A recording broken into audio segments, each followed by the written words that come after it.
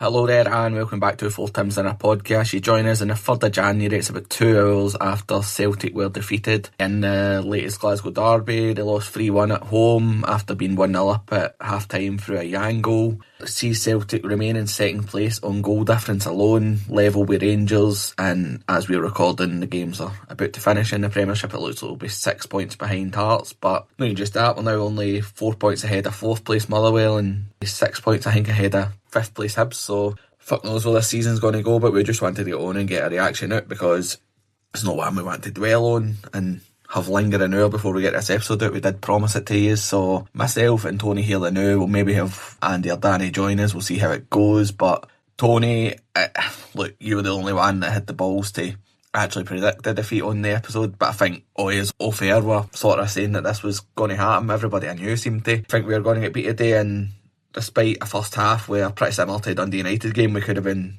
2 or 3 up easily. We completely capitulated in the second half and were deservedly beaten 3-1. Aye, I thought we go exactly what we deserved. If people are tuning in for the Four Tins Rangers Supporters Club expecting a big rant, I think they're going to be kind of disappointed. I just don't feel the way I used to.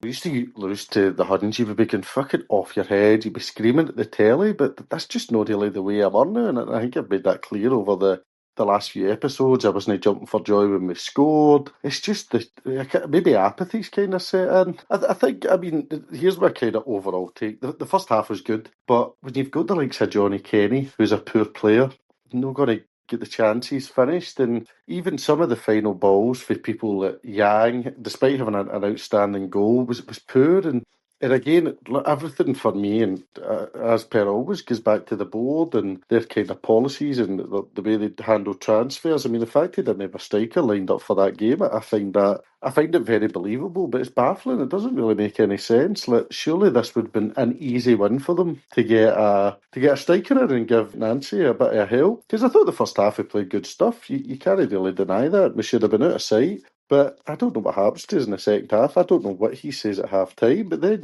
you capitulate. Once equaliser went in, you just knew. You thought, oh, this is going to get worse. And again, am I going to sit and hammer Ralston? No. What's the point? We've said it a million times. He's a dreadful, dreadful football player, and he shouldn't be starting for Celtic, but we don't really have any other options, so he gives it away for the second. Trusty, again, he was getting a lot of stick, but I think he's staying with his man, expecting somebody to catch Chernity, who up until now has been a joke figure since he signed for Rangers, but now he's everybody slagging them for the price they paid for him, but he's repaid that price tag with 2 goals against us, and a huge win for them and for Danny Rowe. Then the third goal, Kasper Schmeichel. Again, guys like us who aren't involved in football know that Kasper Schmeichel's finished at any decent level, but Nancy can't see it and perseveres with him, and it's on target, but he should save it. Butland makes a lot of mistakes. I actually thought he made a mistake for Yang's goal, but he comes up with a lot of good saves. I just don't think Schmeichel's adding anything now. I think he's finished and shouldn't play again for us.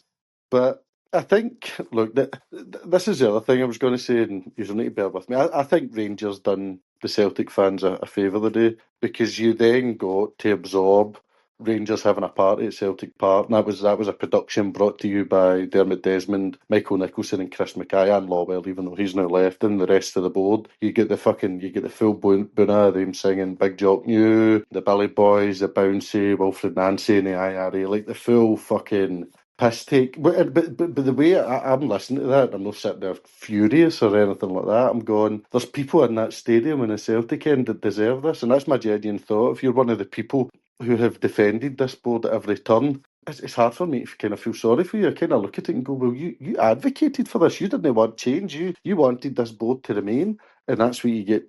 That's what happens. You get beat off a pretty poor Rangers side, let's be honest. I think even the Rangers fans would admit that. They're not a particularly great side. The people were desperate for the Green Brigade to get banned. Well, there you go. There's no atmosphere. The Celtic Park atmosphere is dead. And this whole, we'll just it'll all come back with the Green Brigade. Well, doesn't seem to be doing so thus far, but I guess, look, in the end, we all lose, and that's what's happened. I think very soon Rangers will be kind of clear second place, maybe even into first, and Hearts will be clear of as they already are. I said before, I think we'll finish third.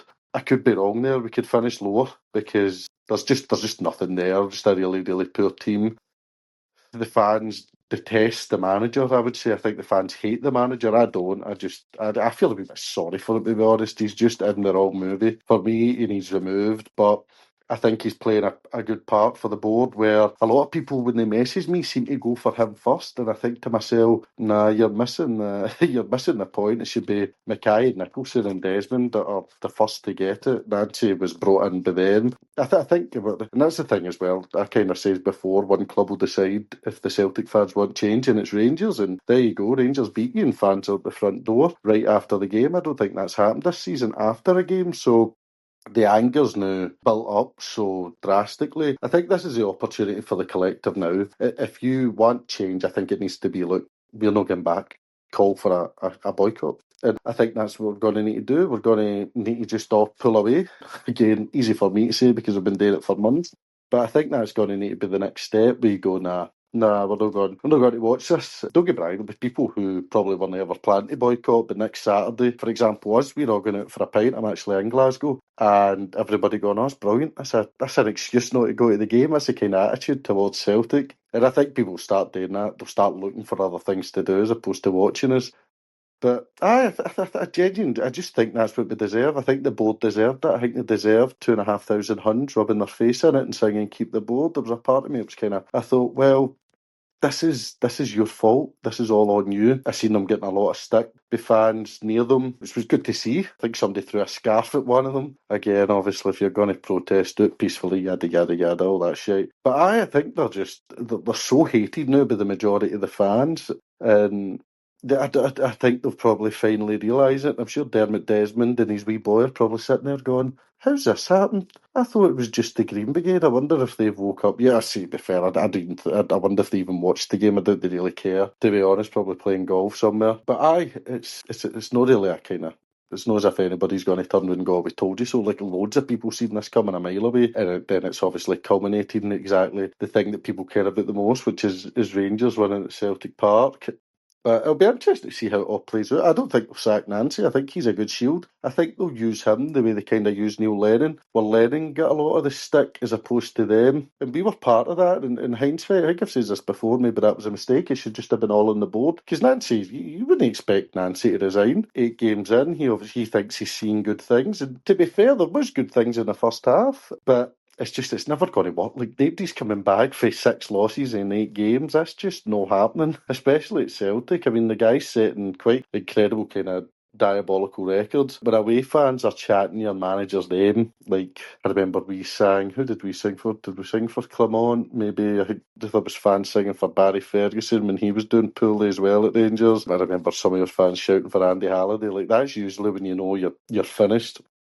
And now you've got Rangers fans singing his name. And this is a Rangers as a club that took the first 3 months of the season off with Russell Martin. They didn't win a game until October. And now I think the only thing that separates us is we've scored more goals. So that kind of shows you how much of a mess that the board have created. And obviously they try to put it on Brendan. But Brendan was right. The squad is diabolical. It is so bad. And it is a third, fourth place kind of squad. I've said before, I usually kind of focus on Ralston and Scales, but you could say Schmeichel, McCowan, Engels, who else was there the day? Kerry. They're all kind of lower kind of Scottish Premiership teams level, they're not assets to me. I don't think you'll get much money for these guys because they're poor performers, they're poor football players. And then you've got the likes of Yamada coming off the bench, so something's got to give. For me, like the whole idea that Tisdale just brought Nancy on himself, I don't believe that for a minute. Obviously, Michael, wee Mick, says that he was the number one target. So if you're Dermot Desmond and you have the deciding say, you probably need to empty everybody. And then when you're done doing that, just stick the for sale sign up outside the stadium and get yourself to fuck. I think that's what needs to happen. But I don't think that's what will happen. I think they'll all dig in. And I think the toxicity is either going to get worse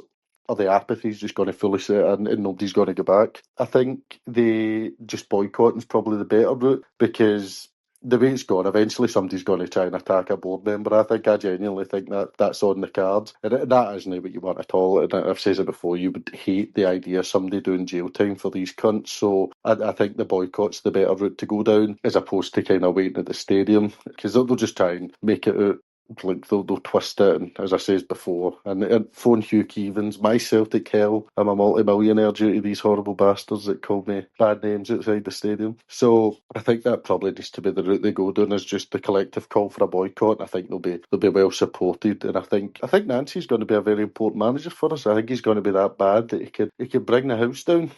But it's going to be interesting to watch. It is a bit like watching a train wreck, whereby the results are going to be disastrous, but you can't actually look away. But I'm not sitting here like fuming at the result, or oh no, Rangers beat us. I think for me, I don't know if other people can maybe comment on this. I think it's the fact that I've got such a deep hatred for the board, and obviously I still love Celtic. I think my hatred for the board is now overtaken everything. And when Celtic get beat, I think my kind of first thought is, well, fuckies, you deserve this, as opposed to, I'm devastated my club get beat. Because I genuinely don't recognise this Celtic, this kind of thing where at AGMs you're hammering your shareholders. You've got some wee guy, Ross Desmond, who nobody really knows, reading out stupid statements. You've got Desmond going after Rodgers. You've got the GB are banned, and you've got this guy Hargreaves coming in, and anytime you see a picture of near fans, he's kind of looking at them with disgust, and you're going, how can you support this kind of club? Like, how can you have any kind of great feeling towards it? Then you've got other fans celebrating the Green Brigade getting banned, and you're going, I think that's maybe it. It's a terrible spot to be in, whereby you're kind of, the hatred of the board is the kind of my main feeling at the minute, but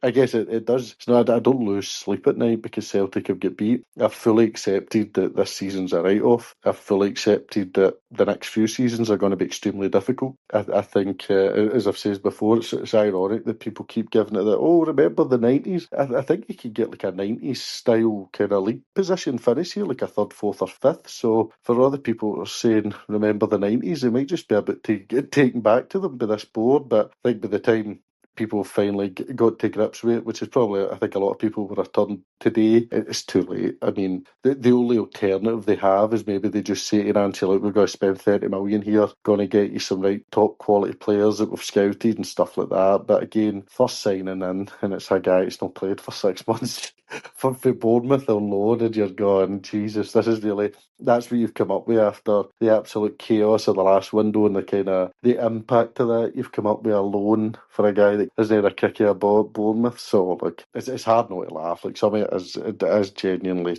just see if somebody was to say to me it's a wind up, this is all deliberate, I would believe it, because it's just that bad. But overall, not a surprise at all.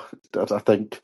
I think they're heading probably towards kind of duty of care stuff. I thought Rangers had a duty of care to sack Russell Martin because of the abuse he was getting. We're probably at that stage with Nancy. And I guess the board of directors probably have a duty of care to Nicholson and Mackay to sack them, because the abuse is, you get people throwing scarves at them. And if you watch the videos, the stewards are they up to much like that?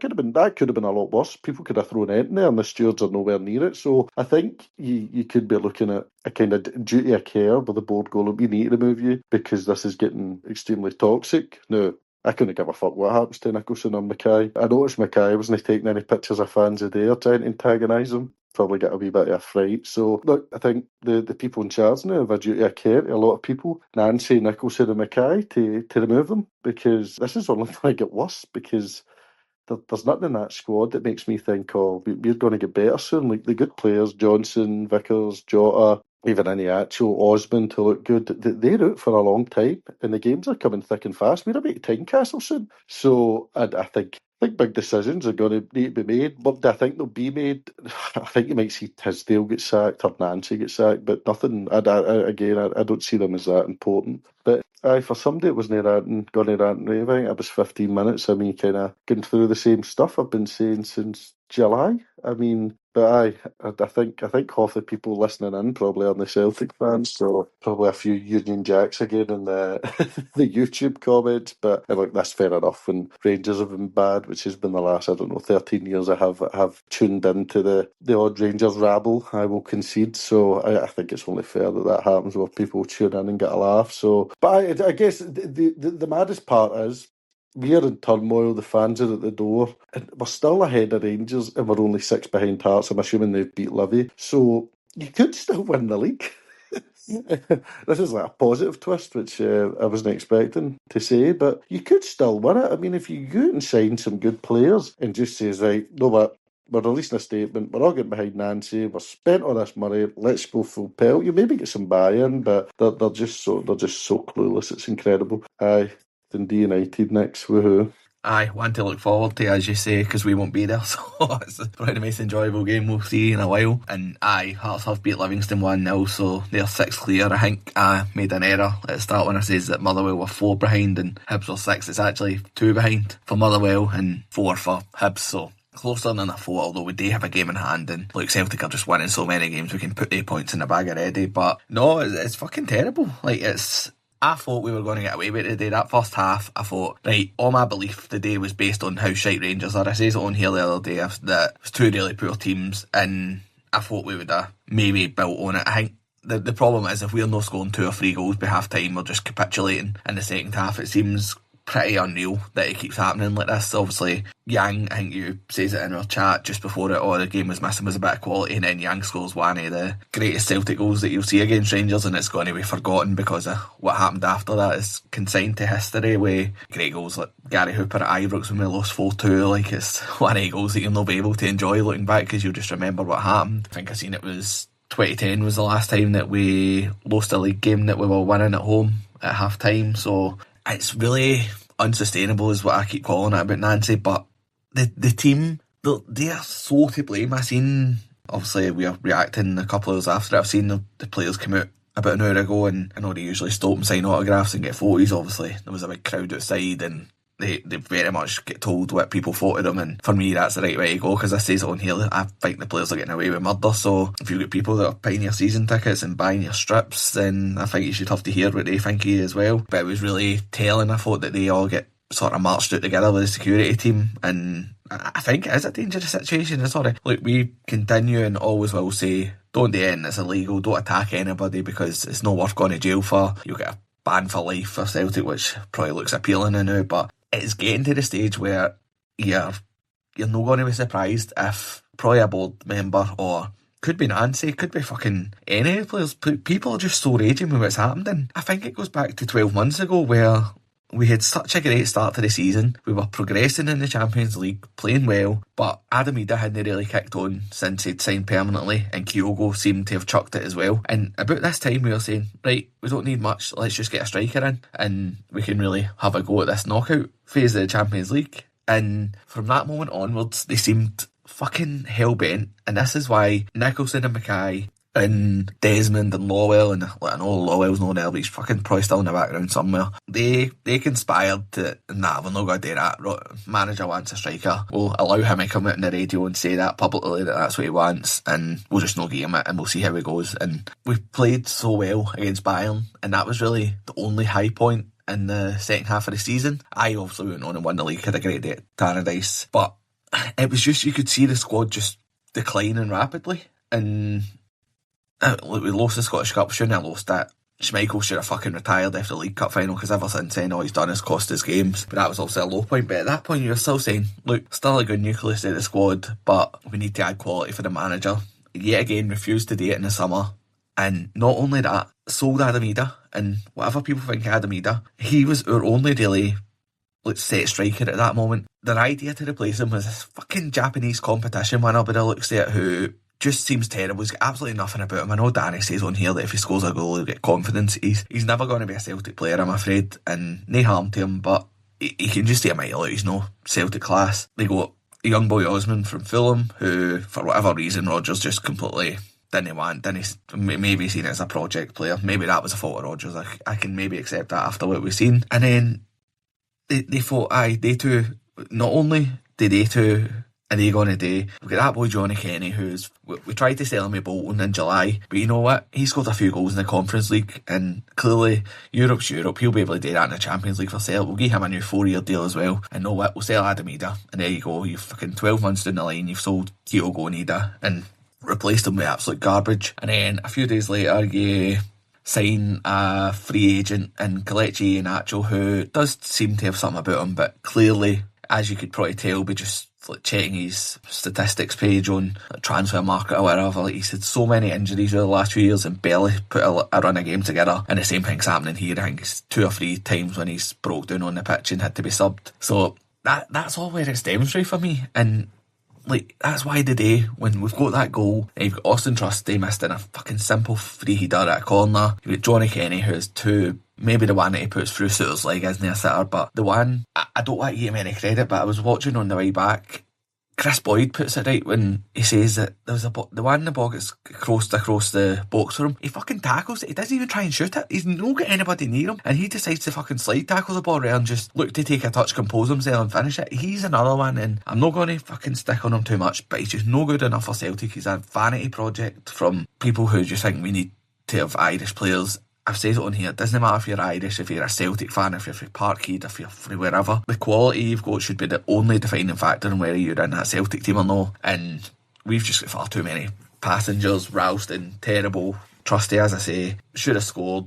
And just, the defence is just awful. Ralston gives away that second goal. Tierney got outpaced about 3 times with Sterling. Clearly hasn't got the legs. And then, yeah, like I left the day when Scales come on. I thought, if the last roll of the ice is throwing Scales on, then I had seen enough at that point. Obviously went out and then seen that there's people outside, and it's got to that point, it's angry mob stage, and people won't put up with it, and they can ban who they want, they can rip season tickets up, they can put sheets out of your seats, but people are determined to get change, and nobody's taking accountability. Look, we're recording Saturday afternoon, Saturday evening, so maybe something will happen, maybe Nancy will get sacked. I can't see it. As you say, you tell Desmond that Rangers won 3-1 the day, he might turn around and ask who they were playing. That's just how fucking little interest I think he has in Celtic, and I think he's quite happy to see us go into the abyss, and it's not going to affect his net worth. So aye, it was a pathetic collapse, and the only thing going for us is that I do think the team's round about us only very, I don't think one of them's going to go and stretch an unassailable lead, but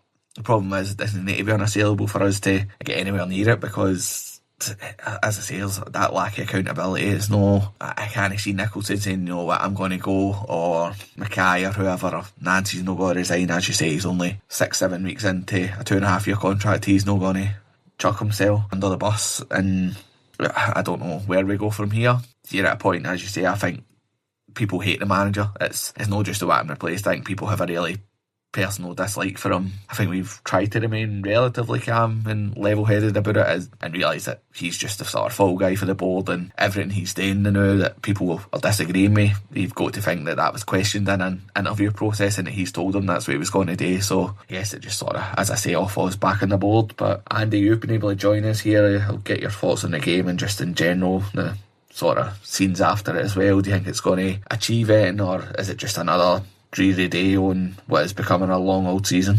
Aye, I think the game itself isn't a huge shock, and probably shouldn't be a huge shock to most people. We've seen this film more than a few times already in the short time Nancy's been here. I was saying to people off time, I was like, I don't like the fact we've not scored again, because we've shown already that it's a totally different team at times. It can be completely a 180, if you like. The team that plays the first half and the team that plays the second half, and that's exactly what happened. Chance after chance after chance. Missed. Trusty, Johnny Kenny getting 2. Like, if you're 3-4-0 up at half time, there's absolutely nobody in that stadium that's shocked, because with a far better team, took the game to them, pressed them off the park. They looked totally uncomfortable, didn't want to be there. Guys like Mikey Moore just looked as if he wanted off the pitch as quickly as possible. Second half came out, and like, they just grown confidence and grow into the game, and it really is. They're no a great side at all. They're really, really poor. But so were we, and that's what happened. It was 2 poor teams going at it in the second half. We've got a fat man in goals.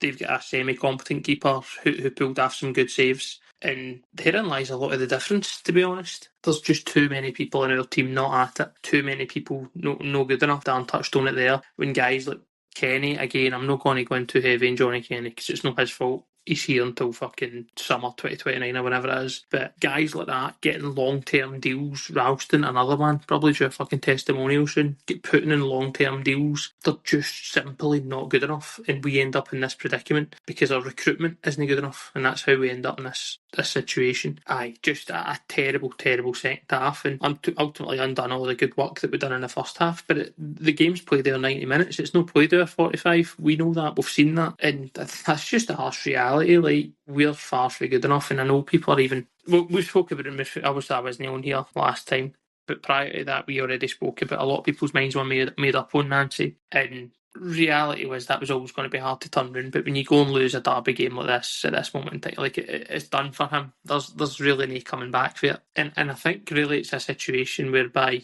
it's damned if he does, damned if he doesn't. Like, you've just got to remove him. I think Tony's spot on. There's a duty of care point in here. Like, just take him out.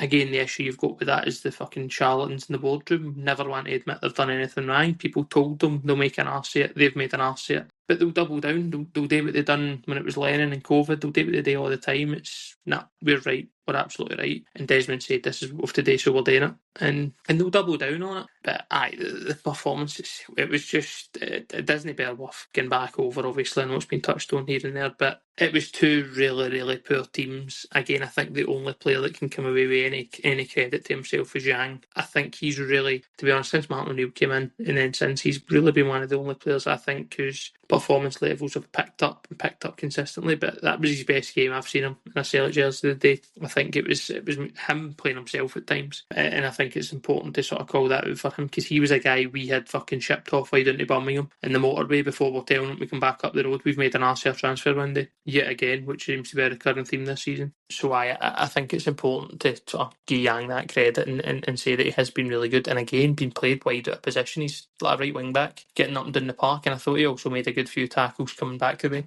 So that's important. But the rest of the team, it's just not good enough. Like, just shite bags riddled through the team, whether it's fucking Negrin or McCowan or whoever. Like, the lack of winning 50-50 balls, the lack of winning the second ball, just simple things that it doesn't come down to your technical ability, it comes down to your desire and your work rate and the ethic, and it's just no there for players. Whether they've chucked it under the manager, whatever it might be, but it's just not good enough. And then when you're turning to guys like Yamada and fucking Scales, and in 2026 now we've got fucking James Forrest we're turning to, like, that just tells you all you need to know. And listen, I've said it I don't know how many times this season, it's a fucking travesty that that's where we're at as a club, that we're trying to bring these guys on, and you can point to injuries, and I know people say, oh, we've got Jaw out and fucking Taneki out and all the rest of it, but the reality is it's a squad game. It's a game that's played out fucking 60 games, however many games it might be. Every single player needs to be up to it. Every single player needs to be able to contribute something.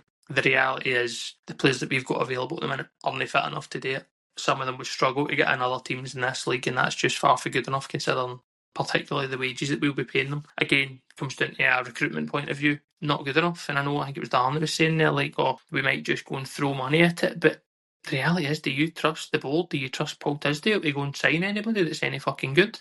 I don't. They've shown time and time again, even when they do spend money, they're fucking hopeless at it. It's just the old pals act. It's who do we know that's an agent? Who do we know that's free? Who do you know? Who do we know? There's no real thought or proper process put into place that to try and improve the footballing department. The fact there's not been a fucking striker agreed to come in at the minute that transfer window was open is baffling. It's completely fucking bonkers. And it wouldn't fly anywhere else in business. It wouldn't fly in any other fucking PLC in the world. You would get hung out to dry for this sort of mismanagement. That it almost feels intentional at times. Like, don't get me wrong, I do think ultimately, do I think Hearts and Rangers will go and win the rest of their games for this season? No, because I think both of them are pretty poor. I think Hearts might recruit well, but I think defensively they can be a bit suspect and they can be got at.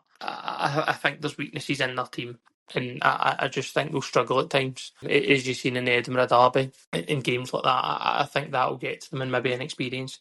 That Rangers team, they're not a great side at all. Like, that was just two very, very poor teams going at it today. They're no great. They'll no continually win every week. But the reality is, neither will we. We're not in a place to even suggest that that's possible. One, we don't score enough goals, and two, we don't keep enough out. And there's just far too many individual errors. So I just don't see that at all. I don't know what's going to happen between now and the end of the season. I do think that the board will double down, because that's just what they do. I don't think Nancy will be sacked, and he's not going to walk, is he? Like, as Dan said, he's got 2 years or whatever on a deal that we gave him. He's not walking without a payday. And do you know what? Fair fucks to him. We're stupid enough to go and give players 4-year deals and give managers long deals when it's punts and when it's risks.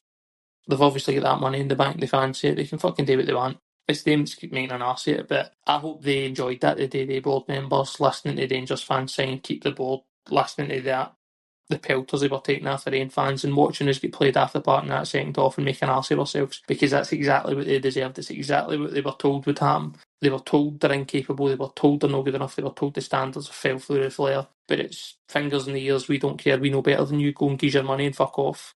And they should be able to sit, they should need to sit through this. There shouldn't be a board member that's no made to sit there through the entirety of that game. Fans can up and leave and go to the pub whenever they want. Board members shouldn't be fucking allowed, because it's them that are taking their money to do that and make such a cunt of it. But I think it's just, there's a lot of apathy about at the minute, Darren. I've never known so much. There's a lot of anger as well, certainly, which there should be, but I'm as annoyed or angry about a game like that as I would have been, say, I don't know, fucking 5 years ago, 6 years ago, whenever. Probably no. I think it really is into apathy at this point. Where I'm at, I think fans need to push further. I think people need to stop buying stuff off them. People need to push for proper regime change at the minute. I think that the reality is, people can say, oh, sack him, get rid of him, it's his fault.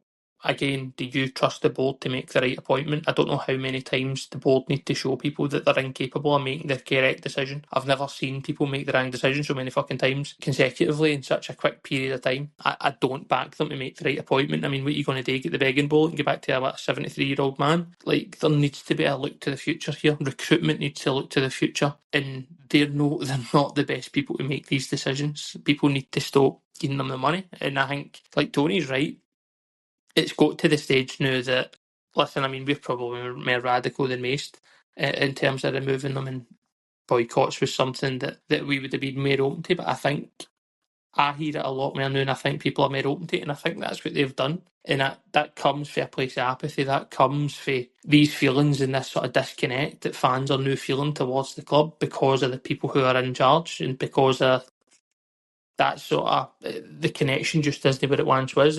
It doesn't feel like Celtic anymore. It doesn't feel like your club, our club, whatever you want to call it, however people want to describe it. It doesn't feel like that anymore. And they've done that. So whatever that feeling you've got to now, whether it's fucking just a burning hatred for Austin Trusty or a burning hatred for Wilfried Nancy or whatever it might be, the board, it comes down to the people in the boardroom. They've done that. They're the architects of how you feel right now. And see, when it gets worse, they'll also be the architects of that.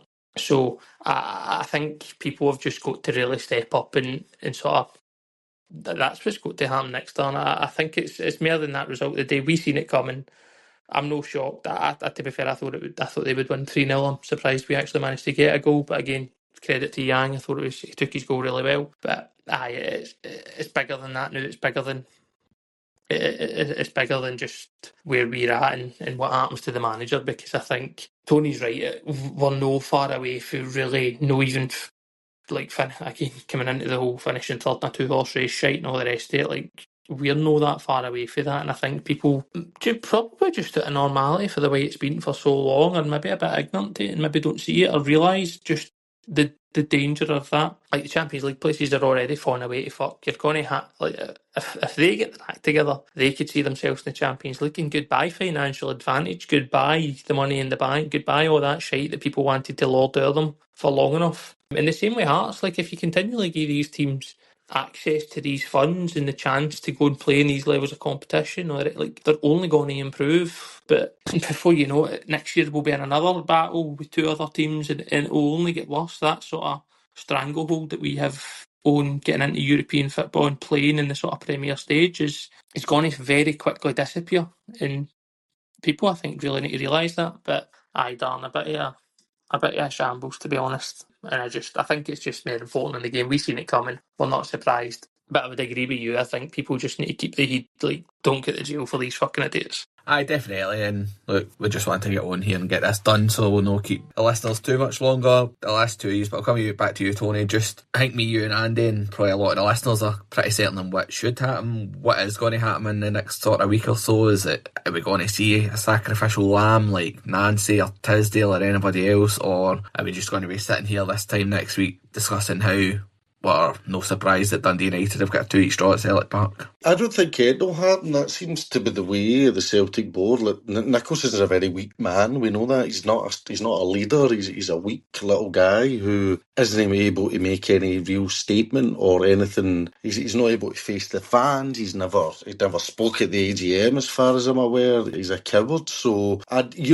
here's what I think they'll release a statement having a go at the fans that turned up outside the door. I think that's what they'll do, just attack the fans. They've decided that they're not going to accept responsibility for this because it's been everybody's fault. Brendan, Green Brigade, fan media, blah, blah, blah, blah, blah, all that stuff. So I think a statement attacking the fans probably the more likely. I don't think they'll sack Nancy because, as I say, there's a real focus on him. A lot of your fans are really, really hate him. And I don't.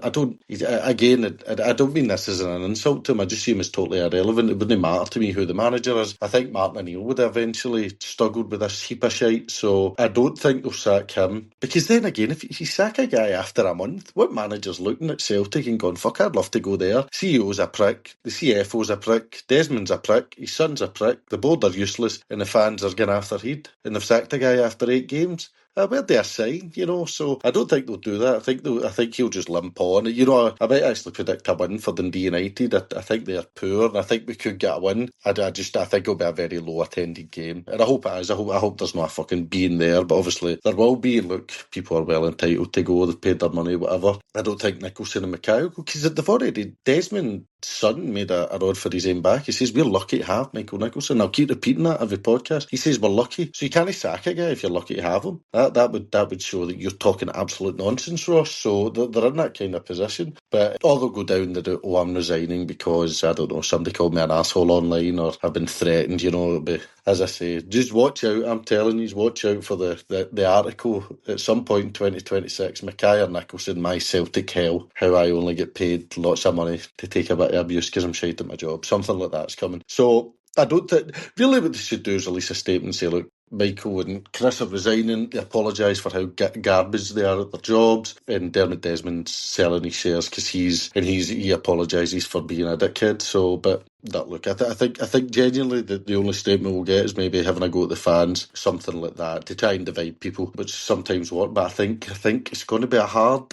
one for them when Rangers have hammered you. That's the be all and end all for a lot of people that were on the board side. You've let UCO, Sefco, whatever you want to call them, rock up and give you a doing at Celtic Park and then rub your face in it. A lot of people can't handle that. So I think they've been doing the kind of victim route. It's not worked. And I think now Martin O'Neill swung all the momentum back towards the board. Wilfried Nancy has gifted the collective the chance to really hurt the club. Now, that is a horrible thing to say, and I really don't like that, but that's what we need to do, because these bastards are hurting the club a lot more than we ever could. They are dragging this club back to the 90s, I think. Genuinely, I think they're going to make us almost non-competitive the way it's going. So we need to react to that, and that's with the boycott. So I think Nancy, I said before, I think Nancy could be that bad that he becomes so important because people aren't going to want to go and watch Anthony Ralston playing this mad style. So what do I think will happen? A statement against the fans. Nancy will stay. Chris Mackay and Nicholson will stay. Maybe an article in one of the newspapers saying about threats or something, having a go at fans. Probably another article about the Green Brigade, having a go at them. And then it just rolls on. And I think come when Rangers beat Aberdeen at Ibrox, we'll be third.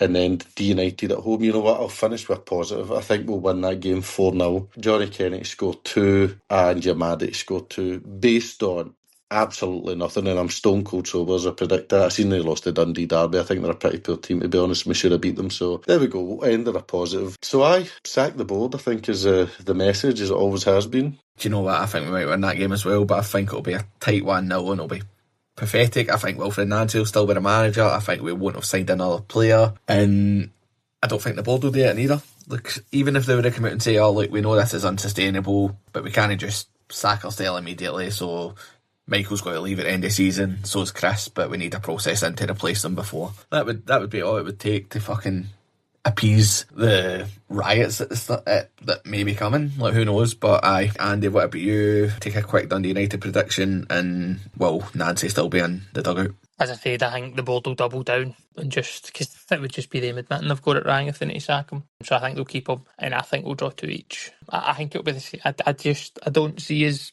not conceding goals, and I think we'll probably just to the chance of probability of creating enough chances for Kidd to score one of them. I think he'll finish 2 each, and I don't see them sacking him because they've not got a fucking clue what they're doing, and I don't think they really have the best interests of the club at heart. I think they've got Desmond's interests at heart, and I think that ultimately it would be a sign of them bowing to fan pressure, and let's be honest, they don't do that. Fuck, they never sacked Lennon after about fucking 12 games and no winning, so... Aye, you're quite right, and like fucking all we can do in the sidelines is keep at these bastards, try to get them out, because we are the lifeblood of the club, and it's our club, it's everybody that pays to go there, it's everybody that's ever paid in or cared about the club, it's your club, so fucking keep fighting for it, because if we're the lifeblood of the club, these are the bastards who are trying to suffocate it and fucking kill any progress or any chance of this club being successful. So it's important that they're reminded peacefully at every opportunity that they're not welcome, and we will eventually win, but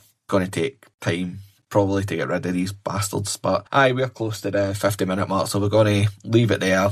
The second episode of 2026, we hoped it would have been a bit more positive, but who knows what will happen. If anything major happens during the week, I'm sure we'll get back for a wee reaction. But thankfully the darts final's on tonight, so I've got that to watch. I think Andy's out and about gallivanting and Tony's got poker to play, so we're going to leave you there. If you're enjoying the episode, make sure you're liking and subscribing. We appreciate all the uptake, whether you're a Celtic fan or, as Tony says, there might be other fans and fucking Motherwell and Hibs get any closer, I might have some of them listening as well. But I will speak to you later in the week or after the Dundee United game, but enjoy your week and hope you are all well. Hail, hail.